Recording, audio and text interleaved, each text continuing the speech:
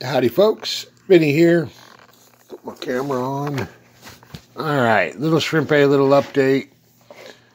It's coming out pretty good so far. I epoxied in the stuffing tube. Came out really nice, I think. Love that Bob Smith Industries epoxy. Dries really clear. See right through it. There's like no gap there. It's beautiful. I like it. Ready to epoxy on the lid. I think I'm going to do that next. Definitely put masking tape everywhere that I don't want any epoxy, because I get it everywhere. I make a mess. Got big old giant nasty, I've been told by my little buddy. They're pretty nasty hands, so I try to keep them out of the picture. Homemade boat stand. I like working on my boat. Puts a nice little 45 on it. Or when it's just sitting on the table. Oops. Bam. Pretty handy. Thought of that myself. Well, I guess I copied a previous stand.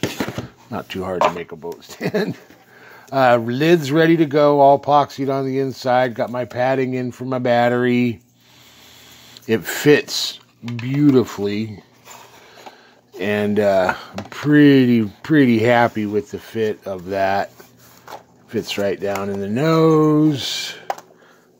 Ready to go. A little Bob Smith in the seam, in the crease. Lots of masking tape and clamps and time, and it'll be done. Then I'll be ready to seal the outside after a little bit of sanding and maybe a spot or two of wood putty. Was talking with Doc Jet about these little motors. He says he thought he had a hard time pushing that little shaft out. I found it pretty easy. I just take the snap ring off, which is usually behind that bearing, and you can take the can out, take the can apart, and this shaft is out this side. You'd loosen the little set screw right there, and then I open my vise a little tiny bit. Wham bam, thank you, man. Open my vise a little tiny bit. Set the shaft on there and tapped it down with a hammer. You gotta hit it pretty hard. Don't be afraid. You know, it's a $5 motor. I'm sorry to say, if you mess it up, buy another one. If I can afford another one, pretty easy to buy another one. So that's where I'm at right there on that.